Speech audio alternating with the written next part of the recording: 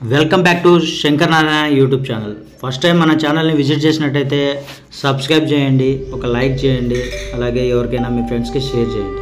So ఈ వీడియోలో నేను మీకు 1000 స్తంభాల గుడి అనేది 1000 పిల్లర్స్ మీకు చూపించబోతున్నాను. ఇది బయట ఎంట్రింగ్ ఈ విధంగా ఉంటుంది. సో చాలా బాగుంటున్నాయి. బయట చెట్లు అయితే సూపర్ ఉన్నాయి. ఇక్కడ 1000 స్తంభాల దేవాలయం అని రాసింది చూడండి. బయట ఇలా ఉంది. సో ఇక్కడ తెలుగులో, హిందీలో, ఇంగ్లీష్లో అంతా రాసింది. సో మనం ఎంటర్ అవుతున్నాం, లోపలికి ఎంటర్ అవుతున్నాము. ఎంటర్ అయిన తర్వాత గ్రీనరీ సూపర్ ఉంది ఈ టెంపుల్లో.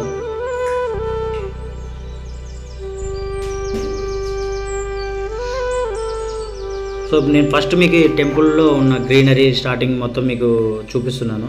అలాగే ఈ టెంపుల్ మొత్తం మీకు క్లియర్గా చూపిస్తాను. ఎండ్ వరకు చూడండి వీడియో. అలాగే ఒక లైక్ చేయడం మాత్రం మర్చిపోవద్దండి. సో ఇది వచ్చేసి ఇక్కడ స్టార్టింగ్ టెంపుల్ దగ్గర మ్యాప్ అనేది ఉంది. ఇక్కడ మ్యాప్ చూడండి, ఇలా ఉంటుంది లోపల టెంపుల్. సో ఈ టెంపుల్ మీకు చూపించబోతున్నాం మొత్తం. సో ఎంటర్ అవుతున్నాను నేను. టెంపుల్లోకి ఎంటర్ అయ్యాము.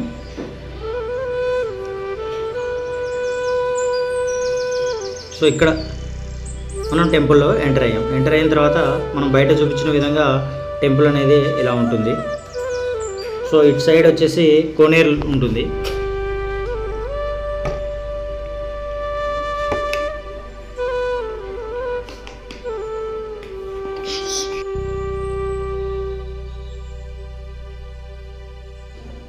సో మీరు చూడండి టెంపుల్ మొత్తం. ఇక్కడ వచ్చేసి ఒక కోనేరు ఉంటుంది. కోనేరు ఇక్కడ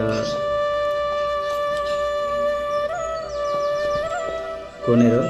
సో ఈ ముఖ్యంగా మనము ఈ 1000 స్తంభాల ఆలయం గురించి తెలుసుకున్నట్లయితే కనుక ఇది తెలంగాణలోని వరంగల్లోని హన్మకొండలో ఉంది.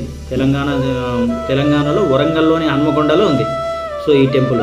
సో ఇక్కడ చూడండి, మనం ఒక టాటాయిస్ చూపిస్తున్నాను ఈ కోనేరులో. టాటాయిస్ నేను చూశాను అక్కడ, మీకు కూడా చూపిద్దాం అనేసి చూపించాను. సో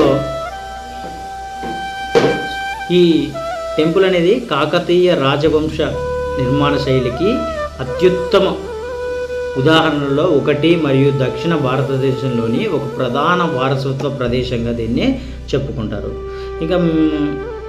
ఇకపోతే ఇక్కడ ఈ 1000 స్తంభాల టెంపుల్ని రాజు రుద్ర దేవాలయం అని కూడా పిలుస్తారు. సో ఈ టెంపుల్ అనేది ఎప్పుడంటే సుమారు 1163 సంవత్సరంలో స్టార్ట్ అయింది. సో ఆ విధంగా మనం చూసుకున్నట్లయితే ఈ 1000 స్తంభాల ఆలయం అంటే రుద్రేశ్వర స్వామి ఆలయం అని కూడా పిలుస్తారు కదా. సో ఈ 1000 స్తంభాల ఆలయం వరంగల్, భారతదేశంలో కాకతీయ రాజవంశం రాజు రుద్రదేవ ఆధ్వర్యంలో నిర్మించబడింది.